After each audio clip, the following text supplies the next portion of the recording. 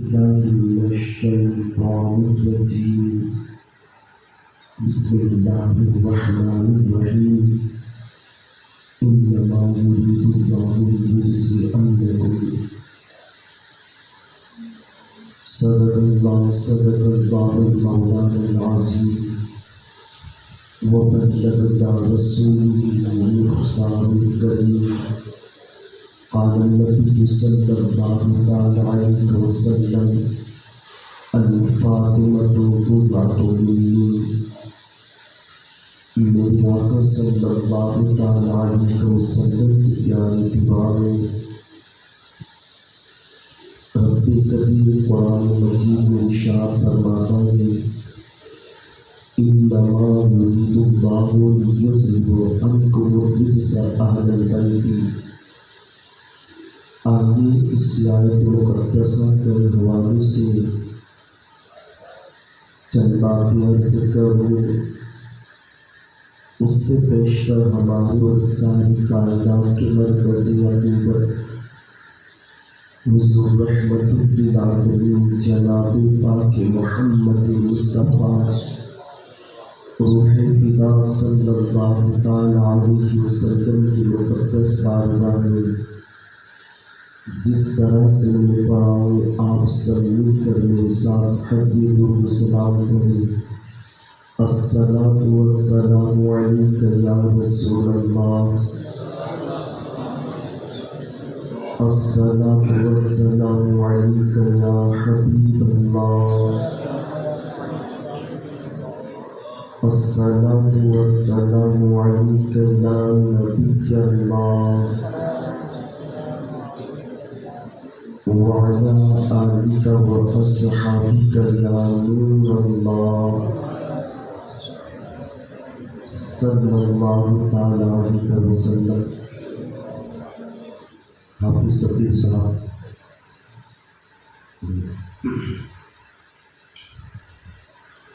میرے آقا صلی اللہ تعالی علیہ وسلم کی پیاری دعائیں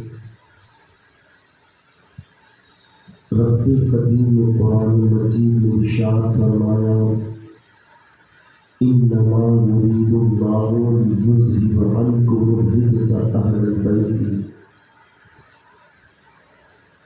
اسی آیت مقدسہ کے اندر خالق کائنات میں اللہ کے محبوب صلی اللہ تعالی علیہ وسلم کے اہل بیت کا ذکر فرمایا ہے. ساری کائنات میں سب سے افضل اگر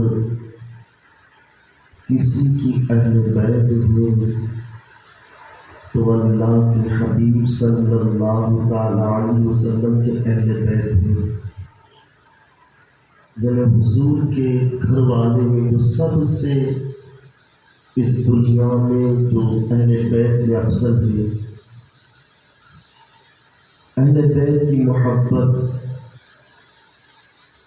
یہ ہمارے ایمان کا فریضہ ہے. جو اہل بیت کی محبت میں مرے، اللہ کے رسول صلی اللہ تعالی علیہ وسلم ارشاد فرماتے ہیں اللہ اسے شہادت کا مرتبہ عطا فرماتا ہے. اہل بیت یہ کون افراد میں انشاءاللہ آج اس مختصر سے بیان میں آپ کے گوش گزار کرنے کی کوشش کروں گا. رب کریم مجھے اسی سلسلے میں حق کہنے اور آپ تمام حضرات کو حق سن کر کے اس پر عمل کرنے اور اسے عام کرنے کی توفیق عطا فرمائے. میرے پیارے آقا صلی اللہ تعالی علیہ وسلم کی پیاری دعائیں جس کے دل کے اندر اگر اہل بیت کا بغض ہے، جس کے دل کے اندر اہل بیت کا کینہ ہے، تو موت کے وقت اس کا ایمان سلب کر لیا جاتا ہے. یعنی وہ بندہ گمراہ ہو جاتا ہے۔ اہل بیت کا بغض رکھنے کی وجہ سے اللہ نہ کرے کہیں اس کی موت کفر کے اوپر واقع ہو۔ میرے آقا صلی اللہ تعالی علیہ وسلم کے پیارے دیوانوں، چاہے اہل بیت آل رسول عمل کے اعتبار سے فاسق ہی کیوں نہ ہو،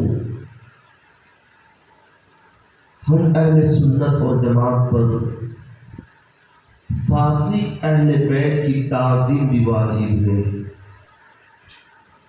ہم اس کی گستاخی نہیں کر سکتے، ان کی شان کے اندر نازیبا الفاظ استعمال نہیں کر سکتے۔ ان باتوں سے ہمیں رب قدیر نے پابندی لگا دی ہے۔ اہل بیت کا مقام بہت ہی اونچا ہے۔ میرے پیارے آقا صلی اللہ تعالی علیہ وسلم کے پیارے دیوانوں، اللہ کے رسول صلی اللہ تعالی علیہ وسلم نے ایک مرتبہ سیدہ طیبہ طاہرہ ملکہ فردوس پری خاتون جنت حضرت فاطمہ زہرا سلام اللہ تعالی علیہا کے گھر کے اوپر اللہ کے محبوب تشریف لے گئے۔ حسنین کریمین بھی اس گھر کے اندر موجود تھے۔ مولائے کائنات بھی حاضر ہوئے۔ اللہ کے رسول نے حضرت فاطمہ اور حضرت علی اور حسنین کریمین کے اوپر اپنی چادر ڈال دی، اور مصطفیٰ کریم بھی اسی چادر کے اندر آپ ڈھک گئے، اور پھر اللہ کے رسول صلی اللہ علیہ وسلم نے رب قدیر کی بارگاہ میں عرض کی، اے خالق کائنات، یہ میرے اہل بیت ہیں، اے اللہ میں اس سے محبت کرتا ہوں، تو بھی اس سے محبت فرما، اور جو تیرے بندوں میں میرے اہل بیت سے محبت فرمائے، مولا ان بندوں سے بھی تو محبت فرما۔ میرے آقا صلی اللہ تعالی علیہ وسلم کے پیارے دیوانوں، آؤ میں ایک واقعہ ایسا عرض کروں جس سے انشاءاللہ آپ کی ایمان کو تازگی ملے۔ اللہ اکبر۔ حضرت عبداللہ بن مبارک رضی اللہ تعالیٰ عنہ، آپ جانتے ہو حضرت عبداللہ بن مبارک کون ہیں؟ میرے آقا صلی اللہ علیہ وسلم کی پیارے دیوانوں، امام اعظم ابو حنیفہ رضی اللہ تعالیٰ عنہ کہتے ہیں، اگر کل قیامت کے دن رب قدیر مجھ سے پوچھے گا، اے ابو حنیفہ، اے نعمان بن بشیر، بتاؤ تم میرے پاس کیا لے کر کے آئے ہو؟ تو حضرت ابو حنیفہ کہتے ہیں کہ میں قیامت کے دن حضرت عبداللہ بن مبارک کو پیش کر دوں گا۔ یہ مقام ہے حضرت عبداللہ بن مبارک کا۔ میرے آقا صلی اللہ علیہ وسلم کے پیارے دیوانوں، عبداللہ کے والد مبارک ایک بہت غریب انسان تھے، مزدوری کیا کرتے تھے، مگر ایک بادشاہ نے، ایک قاضی صاحب نے انہیں اپنے بغیچے کی رکھوالی کے لیے اپنی بغیچے کے اندر رکھا اور کہا، اے مبارک، تم جو ہے اسی بغیچے کی رکھوالی کرنا، اس کے پودوں کو شراب کرنا، پانی دیتے رہنا۔ حضرت مبارک رضی اللہ تعالیٰ عنہ بغیچے کی رکھوالی کر رہے ہیں، بغیچے کو پانی دے رہے ہیں۔ ایک مرتبہ قاضی صاحب سیر و تفریح کرتے ہوئے جب اپنے بغیچے کے اندر پہنچے، مبارک سے کہتے ہیں، مبارک جاؤ انگور کا خوشہ لے کر کے آؤ۔ حضرت مبارک رحمت اللہ تعالی علیہ انگور کا خوشہ لے کر کے آتے ہیں، مگر یہ ترش تھا، یعنی تورا تھا۔ قاضی صاحب نے کہا، مبارک جاؤ دوسرا انگور کا خوشہ لے کر کے آؤ۔ مبارک پھر جاتے ہیں اور پھر دوسرا انگور کا خوشہ لے کر کے آتے ہیں، مگر یہ انگور کا خوشہ بھی تلخ تھا۔ قاضی صاحب غضبناک ہوتے ہیں، بے وقوف کئی سال گزر گئے اس بغیچے کی رکھوالی کرتے ہوئے، ان پودوں کو شراب کرتے ہوئے، پانی دیتے ہوئے کئی سال گزر گئے، تمہیں ابھی تک پتہ نہیں ہے کہ کون سا انگور کا خوشہ میٹھا ہے اور کون سا انگور کا خوشہ تلخ ہے۔ اللہ اکبر۔ اس وقت حضرت مبارک نے کیا جواب دیا تھا؟ حضرت مبارک کہتے ہیں، اے قاضی صاحب، آپ نے مجھے اس بغیچے کی رکھوالی کا حکم دیا ہے، آپ نے مجھے اس بغیچے کی دیکھ دیکھ کا حکم دیا ہے، انگور کھانے کا تو حکم نہیں دیا۔ میں نے آج تک تمہیں ایک انگور کا دانہ بھی نہیں چکھا، تو مجھے کیسے پتا چلے کہ کون سا انگور تلخ ہے اور کون سا انگور میٹھا ہے؟ اللہ اکبر۔ جب قاضی صاحب نے دیکھا اتنا نیک سیرت بندہ، اتنا امانت دار نیک بندہ، اگر ہو سکے تو مبارک سے سوا کوئی اس دنیا میں اس وقت کوئی نہ ہوگا۔ اللہ اکبر۔ قاضی صاحب نے کہا، اب آؤ اے مبارک، تم جو ہے میری شہزادی کے ساتھ نکاح کر لو۔ اللہ اکبر۔ مبارک کہتے ہیں، قاضی صاحب، میں ایک چھوٹی سی کٹی کٹیا میں رہنے والا، ایک چھوٹی سی جھوپڑی میں رہنے والا، نوکری کرنے والا، اور آپ کے محلوں کے اندر پڑھنے والی شہزادی سے کیسے نکاح کر سکتا ہوں؟ میرے آقا صلی اللہ علیہ وسلم کی پیارے دیوانوں، مبارک کہتے ہیں، قاضی صاحب، ٹاٹ کا پیون جو ہے یہ مخمل کے اندر کیسے لگ سکتا ہے؟ اس لیے میں آپ کی شہزادی سے نکاح نہیں کر سکتا اور میرے ساتھ نہیں رہ سکتی، اس لیے کہ وہ تو محلوں میں پلی ہوئی ہے، میں ایک کٹیا میں رہنے والا ہوں۔ مگر میرے آقا صلی اللہ علیہ وسلم کی پیارے دیوانوں، اس زمانے کے اندر نیک لڑکیاں بھی بڑی نیک ہوا کرتی تھی۔ قاضی صاحب نے کہا، چلو تم میرے گھر کے اوپر۔ قاضی صاحب مبارک کو لے کر کے، نوکر کو لے کر کے اپنے گھر کے اوپر پہنچتے ہیں، اپنی بیوی سے مشورہ کرتے ہیں کہ میں اپنی شہزادی، جس کے لیے بڑے بڑے امیروں کے نکاح کے پیغام آئے، بڑے بڑے سرداروں کے نکاح کے پیغام آئے، میں نے آج تک کسی کے نکاح کے پیغام کو جو ہے قبول نہیں کیا، مگر میں اپنی شہزادی کا نکاح اس غریب کے ساتھ کرنا چاہتا ہوں۔ اس زمانے کی عورتیں بھی بڑی نیک سیرت عورتیں ہوا کرتی تھی، وہ اپنے شوہروں کی ہر بات کے اوپر اپنا سر خم کر دیا کرتی تھی،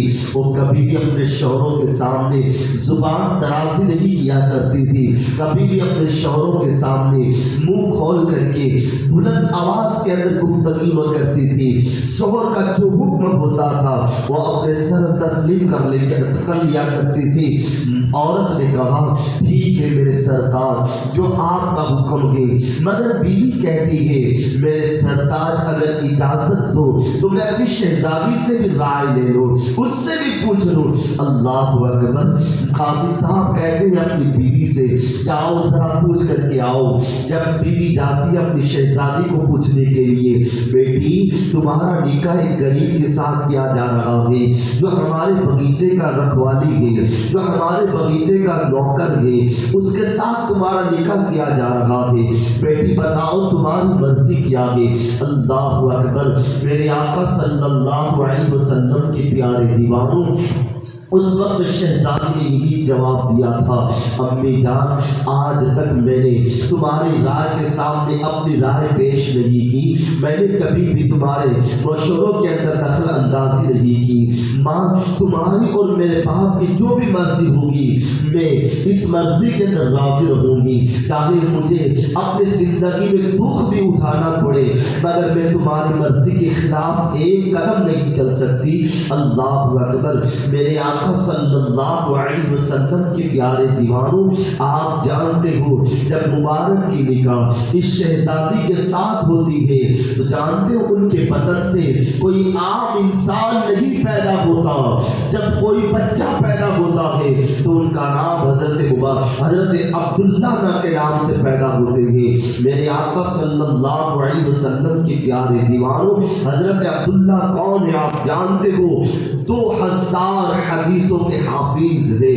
اللہ اکبر۔ یہی حضرت عبداللہ کہتے ہیں ایک مرتبہ میں بغداد کی سرزمین پہ جب میں نے سنا کہ بغداد سے حجاج کرام کا قافلہ حج کے لیے جا رہا ہے تو میرے دل کے اندر بھی یہ امنگ پیدا ہوئی، میرے دل میں بھی یہ آرزو پیدا ہوئی، میرے دل کے اندر بھی یہ تمنا پیدا ہوئی، دل کے اندر خواہش پیدا ہوئی، اے عبداللہ چلو ہم بھی اس قافلے کے ساتھ حج بیت اللہ کے لیے چلتے ہیں۔ اللہ اکبر۔ میرے آقا صلی اللہ علیہ وسلم کے پیارے دیوانوں، حضرت عبداللہ کہتے ہیں اس سے پہلے میں کئی مرتبہ حج تو کر چکا تھا، مگر جب بغداد سے جب قافلہ روانہ ہونے کا ارادہ کر رہا تھا، تیاری کر رہا تھا، تو میرے دل میں بھی آرزو پیدا ہوئی اور میں بھی حج کے لیے تیاریوں کے اندر مشغول ہو گیا۔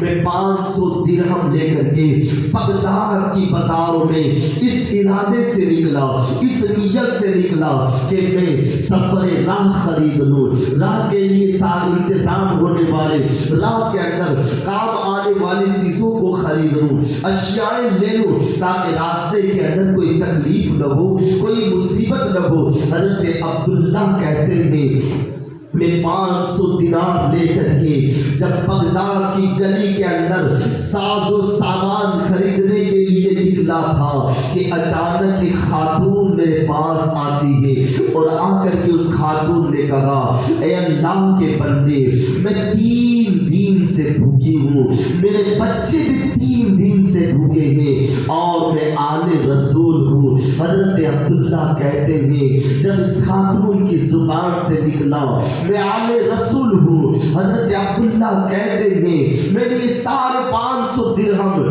جو میں حج کا ساز و سامان خریدنے کے ارادے سے لے کر کے آیا تھا، میں نے 550 درہم اس خاتون کے حوالے کر دیا اور میں نے کہا جاؤ اس سے تو اپنا ساز و سامان خریدو اور اپنے بچوں کی دیکھ بھال کرو۔ اللہ اکبر۔ حضرت عبداللہ کہتے ہیں میں پھر اپنے گھر کے اوپر چلا آیا، میں نے حج کا ارادہ ملتوی کر دیا، اب اس سال میں حج کے لیے نہیں جاؤں گا، مگر حج کے دن شروع ہو چکے تھے، حجاج کرام کے قافلے مکہ کی سرزمین پر پہنچ رہے تھے، بغداد کی سرزمین سے بھی حجاج کرام کے قافلے رواں دواں تھے۔ حضرت عبداللہ کہتے ہیں اس سال میں نے سوچا میں حج کے لیے نہ جاؤں گا، اللہ اکبر، مگر جب حج کے ایام ختم ہوئے، حجاج کرام اپنے حج کے اراکین کو ادا کرنے کے بعد، فرائض حج کو ادا کرنے کے بعد جب واپس بغداد کی سرزمین پر پہنچے، عبداللہ کہتے ہیں میں نے سوچا آؤ میں اپنے دوستوں سے ملاقات کر لوں، اس لیے کہ اللہ کے محبوب صلی اللہ علیہ وسلم کی یہ حدیث مبارکہ ہے کہ حجاج کرام جب حج کر کے ابھی اپنے گھر کے اوپر لوٹے نہیں ہوتے ہیں، اس سے پہلے جو بھی ان سے ملاقات کرتا ہے اور حجاج کرام جس کے لیے بھی دعا کرتے ہیں، اللہ ان حجاج کرام کی دعاؤں کو رد نہیں فرماتا بلکہ قبول کر لیتا ہے۔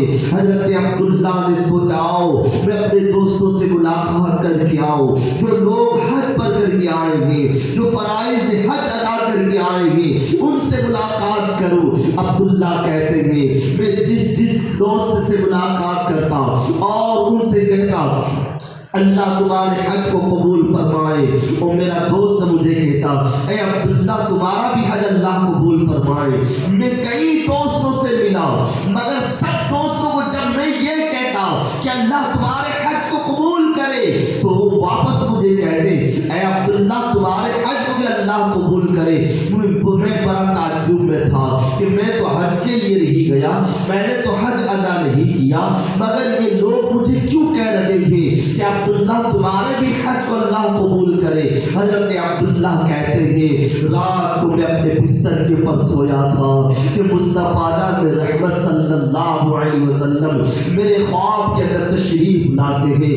مصطفیٰ کے جلووں کو میں نے دیکھا، اللہ کے والضحیٰ چہرے کو میں نے دیکھا، مصطفیٰ کی والليل زلفوں کو میں نے دیکھا۔ اللہ کے رسول تشریف لائے اور آ کر کے فرماتے ہیں اے عبداللہ تم تعجب کرتے ہو کہ تمہارے دوست تمہیں جو ہے حج کی مبارکبادی کیوں پیش کرتے ہیں؟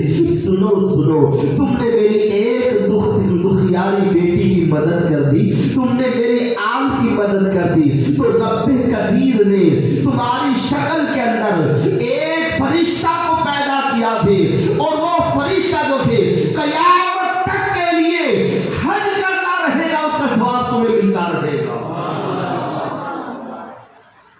میرے آقا صلی اللہ علیہ وسلم کے پیارے دیوانوں، یہ اہل بیت ہیں۔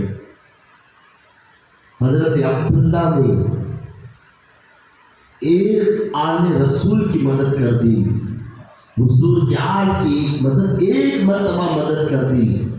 رب قدیر نے عبداللہ کی شکل کے اندر ایک فرشتے کو پیدا فرما دیا ہے۔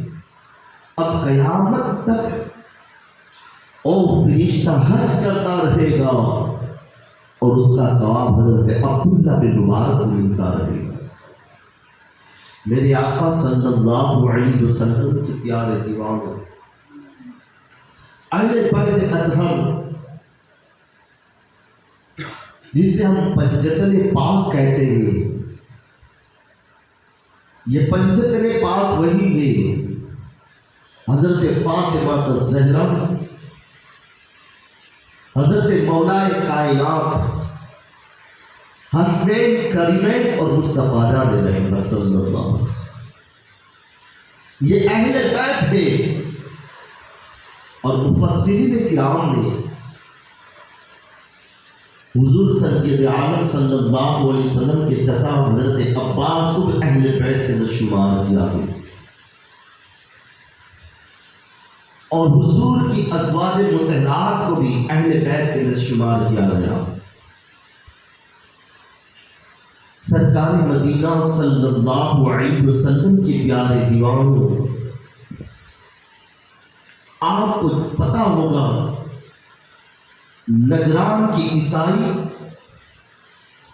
اللہ کے حبیب صلی اللہ علیہ وسلم کی بارگاہ میں ایک وفد لے کر کے آئے۔ عیسائیوں کا ایک وفد آیا، ایک قافلہ آیا حضور کی بارگاہ میں، اور حضور سے کہنے لگے اے محمد صلی اللہ علیہ وسلم، تم حضرت عیسیٰ علیہ السلام جو ہمارے نبی ہیں، عیسائیوں کے نبی حضرت عیسیٰ روح اللہ علیہ السلام، عیسائیوں نے کہا اے محمد تم ہمارے نبی کے حوالے سے کیا کہتے ہو؟ تم کہتے ہو عیسیٰ علیہ السلام اللہ کے بندے ہیں۔ اللہ کے رسول صلی اللہ علیہ وسلم نے فرمایا حضرت عیسیٰ روح اللہ اللہ کے بندے اور اس کے رسول ہیں۔ عیسائیوں نے کہا اے محمد صلی اللہ علیہ وسلم، کیا کبھی تم نے بغیر باپ کے بچے کو پیدا ہوتے ہوئے دیکھا ہے؟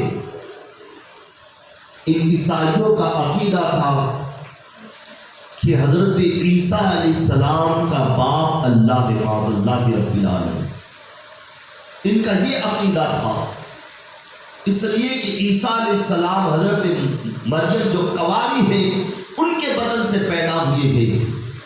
مریم کا نکاح نہیں ہوا، مریم کی شادی نہیں ہوئی، عیسیٰ علیہ السلام پیدا ہوئے۔ تو ان عیسائیوں نے کہا کہ عیسیٰ علیہ السلام کے باپ اللہ معاذ اللہ۔ انہوں نے دلیل پیش کی، کیا کوئی انسان کوئی بچہ تم نے ایسا بھی دیکھا ہے جو بغیر باپ کے پیدا ہوا؟ اللہ کے رسول صلی اللہ علیہ وسلم نے فرمایا ہاں کیا تمہیں پتہ نہیں کہ حضرت آدم علیہ السلام کو رب نے بغیر ماں باپ کے پیدا کیا ہے؟ حضرت عیسیٰ روح اللہ کی تو ماں تو ہے مگر آدم تو بغیر ماں باپ کے پیدا ہوئے۔ اس دلیل کے سامنے وہ عاجز آ گئے مگر جھگڑا نہ چھوڑا انہوں نے۔ تو اللہ کے رسول صلی اللہ علیہ وسلم نے رب قدیر نے اپنے محبوب سے فرمایا اے محبوب جو عیسائی تم سے جھگڑ رہے ہیں ان سے کہہ دو کہ مباہلہ کے لیے تیار ہو جاؤ۔ اللہ کے حبیب نے ان عیسائیوں سے کہا ٹھیک ہے اگر تم میری بات نہیں تسلیم کرتے تو ہم مباہلہ کریں گے۔ مباہلہ کے اندر تم بھی ایک میدان میں آنا ہم بھی ایک میدان میں آئیں گے، تم بھی اپنی عورتوں کو لے کر کے آنا ہم بھی اپنی عورتوں کو لے کر کے آئیں گے، تم بھی اپنے بچوں کو لے کر کے آنا ہم بھی اپنے بچوں کو لے کر کے آئیں گے۔ پھر اس میدان کے اندر ہم دعا کریں گے، جو بھی سچا ہوگا اللہ اس کی دعا قبول فرمائے گا اور جو جھوٹا ہوگا اللہ اس کے اوپر عذاب عطا فرمائے گا، اللہ کا عذاب نازل ہوگا، آگ آسمان سے نازل ہوگی۔ یہ مباہلہ ہے۔ یہودیوں نے کہا عیسائیوں نے کہ ٹھیک ہے ہمیں 2 دن کا وقت دیجیے۔ عیسائی لوگ اپنے جو سب سے بڑے پادری تھے عبد مسیح جو ان کا بہت بڑا پادری تھا اس کے پاس گئے اور کہا کہ محمد صلی اللہ علیہ وسلم کا عقیدہ ہمارے نبی کے خلاف ہے۔ وہ کہتے ہیں کہ عیسیٰ علیہ السلام اللہ کے بندے ہیں اور ہم ان سے مباہلہ کریں گے۔ عبد مسیح نے کہا کہ دیکھیں اگر تم محمد صلی اللہ علیہ وسلم کو پیغمبر مانتے ہو تو تم ان کے ساتھ مباہلہ کے اندر جیت نہیں سکتے۔ مگر پھر بھی عیسائی لوگ اپنے عبد مسیح کو لے کر کے بڑے پادری کو لے کر کے میدان کے اندر پہنچے۔ اللہ کے رسول صلی اللہ علیہ وسلم بھی اب دیکھیں کس شان کے ساتھ اس میدان میں پہنچ رہے ہیں۔ اللہ کے محبوب کی گود کے اندر حضرت امام حسین نے آپ کی انگشت مبارک کو حضرت امام حسن نے پکڑی ہوئی ہے اور حضرت فاطمہ اور علی حضور کے پیچھے پیچھے آ رہے ہیں۔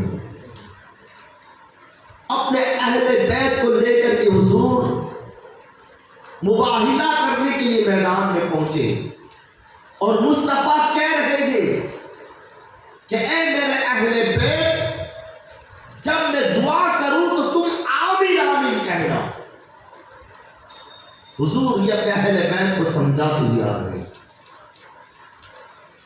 جب اللہ کے رسول صلی اللہ علیہ وسلم اپنے اہل بیت کو لے کر کے میدان کے اندر پہنچ رہے ہیں، عیسائیوں کا سب سے بڑا پادری عبد مسیح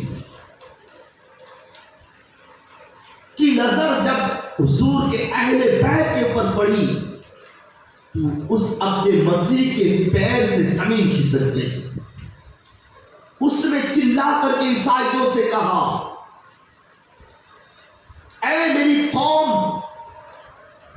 میں ایسے چہرے دیکھ رہا ہوں، میں ان چہروں کی ایسی نورانیت دیکھ رہا ہوں کہ اگر وہ اللہ کی بارگاہ کے اندر مضبوط پہاڑوں کو ہٹانے کا حکم دے دے تو اللہ کی مضبوط پہاڑوں کو بھی ان کی دعاؤں کے صدقے میں ہٹا دے گا۔ قسم خدا کی اگر تم نے ان نورانیت چہرے والوں کے ساتھ میں مباہلہ کر لیا تو قیامت تک اس دنیا سے عیسائیت کا خاتمہ ہو جائے گا، تمہارا نام و نشان مٹ جائے گا، ایک بھی عیسائی زمین کے اوپر باقی نہیں رہے گا اگر تم نے محمد صلی اللہ علیہ وسلم سے مباہلہ کیا۔ اس لیے اے عیسائیوں، محمد صلی اللہ علیہ وسلم سے مباہلہ کرنے کا ارادہ ملتوی کر دو اور انہیں فدیہ دے کر کے صلح کر لو۔ جب عیسائیوں نے ایسے حسین چہروں کو دیکھا تو عیسائی کے بڑے بڑے پادری حضور کے قدموں میں آئے اور آ کر کے عرض کرنے لگے، یا رسول اللہ صلی اللہ علیہ وسلم، ہم آپ سے مباہلہ نہیں کرنا چاہتے، ہم آپ سے صلح کرنا چاہتے ہیں اور فدیہ دے کر کے ہم آپ سے صلح کرتے ہیں۔ اللہ کے رسول نے پھر فرمایا، قسم خدا کی، مصطفیٰ کہتے ہیں کہ اگر عیسائی میرے ساتھ مباہلہ کر لیتے تو اللہ کا عذاب بالکل ان کے قریب آ چکا تھا، آسمان سے آگ انہیں جلا کر کے خاک کر دیتی، قیامت تک کسی عیسائی کا نام و نشان باقی نہ رہے۔ تو یہ اہل بیت تھے، حسین قریبین، مولائے کائنات اور حضرت فاطمہ الزہرا اور حضور صلی اللہ علیہ وسلم، جنہیں ہم اور آپ پنجتن بھی کہا کرتے ہیں۔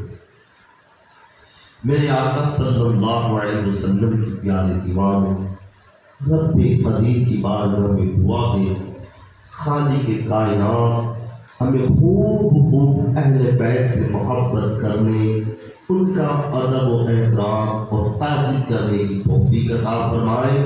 ان کے صدقے میں اللہ ہماری ہر آفت اور بلاؤں کو دور فرمائے۔